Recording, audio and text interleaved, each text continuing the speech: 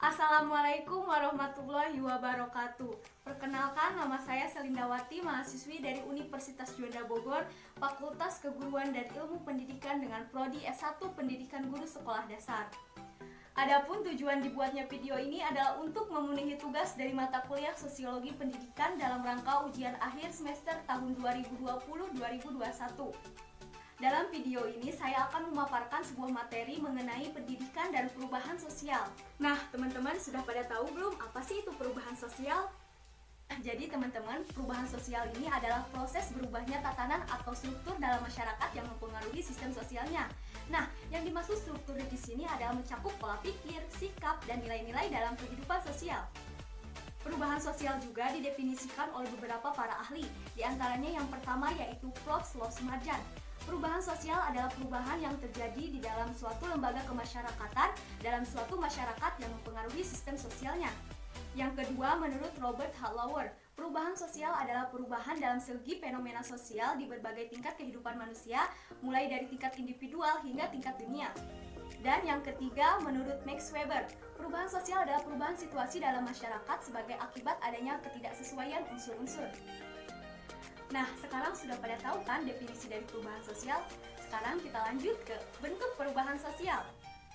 Nah, teman-teman, bentuk perubahan sosial ini terbagi menjadi 4 macam. Yang pertama, perubahan sosial berdasarkan waktu. Yang kedua, perubahan sosial berdasarkan sudut pandang masyarakat. Yang ketiga, perubahan sosial berdasarkan pengaruhnya. Dan yang keempat, perubahan sosial berdasarkan arah perkembangan. Perubahan sosial berdasarkan waktu. Perubahan sosial berdasarkan waktu terbagi menjadi 2. Yang pertama, perubahan sosial lambat atau evolusi. Perubahan sosial evolusi membutuhkan waktu yang cukup lama untuk terjadi karena harus melalui beberapa tahapan-tahapan dari yang sederhana menjadi lebih maju. Contoh perubahan sosial evolusi ini terjadi pada anak suku dalam atau suku Pugu di Jambi. Jadi mereka itu dulu sangat menolak dengan adanya perubahan sosial yang ada. Tetapi dengan perlahan mereka mulai menerima ilmu pengetahuan dengan mulai mengizinkan para relawan atau para peneliti untuk belajar membaca, berhitung, menulis, dan sebagainya pada anak-anak. Meski demikian, mereka sampai saat ini masih menerapkan hukum adatnya. Yang kedua, perubahan sosial cepat atau revolusi. Perubahan sosial revolusi ini yaitu sebutan untuk perubahan sosial yang berlangsung sangat cepat. Contoh dari perubahan sosial revolusi ini terjadi pada pergerakan kemerdekaan Republik Indonesia. Dalam revolusi juga terdapat sebuah unsur-unsur. Di antaranya yang pertama, adanya seorang pemimpin. Yang kedua, timbul keinginan umum untuk melakukan sebuah perubahan. Yang ketiga, adanya pemimpin yang mampu menggiring dan yang mampu menampung masyarakat dalam melakukan perubahan. Dan yang keempat, adanya momentum yang tepat untuk melakukan pergerakan. Jadi, apabila ada sesuatu yang memenuhi kriteria unsur tersebut, dapat dikatakan sebuah revolusi. Bentuk perubahan sosial yang kedua yaitu perubahan sosial berdasarkan sudut pandang masyarakat. Perubahan sosial berdasarkan sudut pandang masyarakat terbagi menjadi 2. Yang pertama, perubahan sosial terencana atau planned change.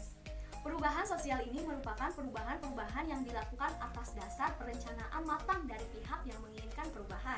Nah, contoh dari perubahan sosial ini yaitu program 2 Anak Lebih Baik atau program KB. Tujuan dari program ini yaitu untuk menghasilkan perubahan dengan menekankan pertumbuhan penduduk. Sudah sangat familiar ya dengan slogan 2 anak lebih baik.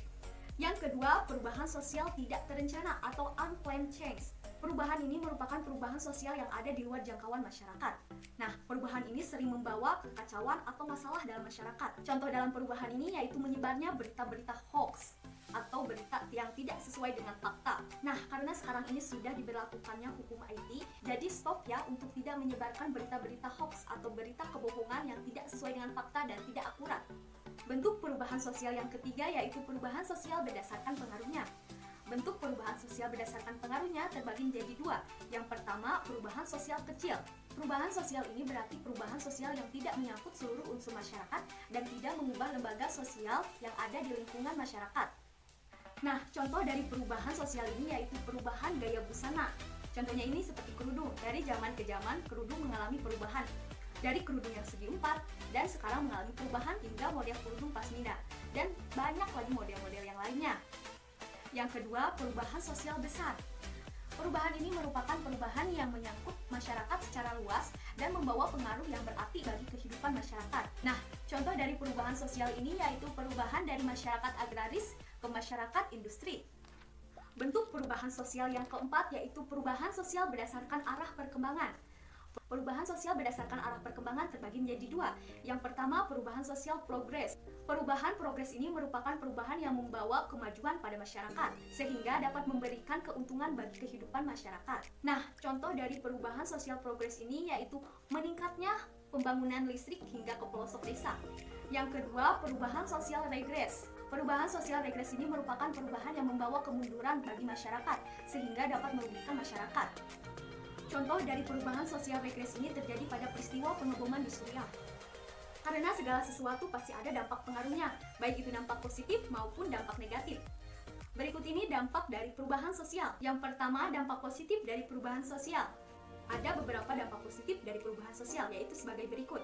Yang pertama, munculnya nilai dan norma baru yang lebih sesuai dengan perkembangan zaman. Yang kedua, berkembangnya lembaga-lembaga sosial baru. Nah, hal ini merupakan penerapan dari diferensiasi struktural. Lembaga sosial ini memungkinkan masyarakat untuk memenuhi berbagai kebutuhan yang lebih kompleks. Dan yang ketiga, semakin pesatnya perkembangan teknologi.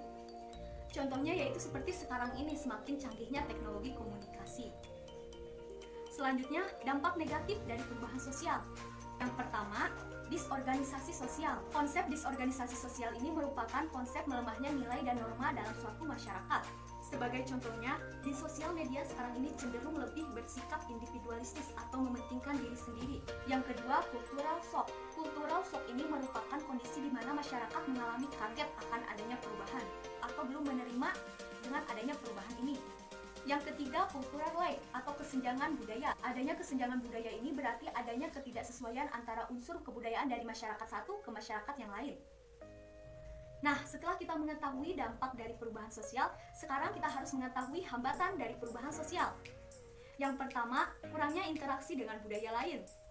Kurangnya interaksi ini disebabkan oleh kurangnya hubungan dengan budaya lain. Kurangnya interaksi dengan kebudayaan lain juga dapat mengurangi masuknya perbedaan dari kultur yang berkembang. Akhirnya, cara pandang menjadi lebih sempit karena terbatasnya dinding pergaulan kelompok.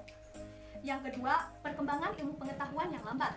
Lambatnya perkembangan ilmu pengetahuan dapat mengakibatkan pola pikir individu, sehingga perubahan sosial semakin terhambat. Yang ketiga, konservatisme. Sikap masyarakat yang konservatif menjadi penghambat perubahan sosial. Kenapa? Karena masyarakat yang memiliki sikap ini berarti masyarakat yang memiliki pandangan yang kuat untuk memelihara unsur-unsur tradisional. Dan penghambat yang keempat yaitu rasa takut terhadap resiko desintegrasi. Baik teman-teman, sekarang kita masuk ke materi pembahasan saya yang terakhir, yaitu mengenai hubungan pendidikan dan perubahan sosial. Pigerland menyebutkan bahwa hubungan pendidikan dan masyarakat bersifat dialektis. Jadi, apabila perubahan sosial membawa perubahan pendidikan, maka sebaliknya, perubahan pendidikan juga dapat membawa perubahan sosial. Jadi, apa sih posisi penting pendidikan di tengah perubahan sosial ini? Yang pertama, pendidikan memiliki fungsi konservatif. Jadi, pada posisi ini, pendidikan berfungsi sebagai alat transfer nilai-nilai yang dianut dalam masyarakat. Yang kedua, pendidikan memiliki fungsi transformatif. Dalam posisi ini, pendidikan menjadi instrumen kreatif dalam perkembangan masyarakat, di mana pendidikan berusaha menciptakan perubahan yang positif yang dapat mengangkat martabat masyarakat ke yang lebih tinggi dari sebelumnya. Yang ketiga, pendidikan menjadi penyeimbang. Dalam posisi penting, yakni pendidikan harus menyeimbangkan proses integrasi sehingga aspek-aspek budaya yang tertinggal dapat disatukan secara harmonis dengan perkembangan yang baru. Yang keempat, pendidikan dapat mengawal perubahan sosial ke arah yang positif dan terarah. Menurut Sir Ronald Gould, menyatakan bahwa pendidikan sebagai instrumen teleologis, artinya tidak hanya perlu mengikuti perkembangan masyarakat, tetapi juga perlu mengevaluasi dan menuntun perkembangan masyarakat. Yang kelima, pendidikan memiliki kemampuan memprediksi perubahan sosial di masa depan. Jadi pada posisi kali ini yaitu pendidikan sangat penting. Jadi pendidikan harus direncanakan dan dikembangkan secara cerdas dengan mempertimbangkan kondisi secara real dari masyarakat serta perspektif perubahan yang akan terjadi di masa depan. Hanya itu yang dapat saya sampaikan kali ini. Kurang lebihnya mohon maaf. Wassalamualaikum warahmatullahi wabarakatuh.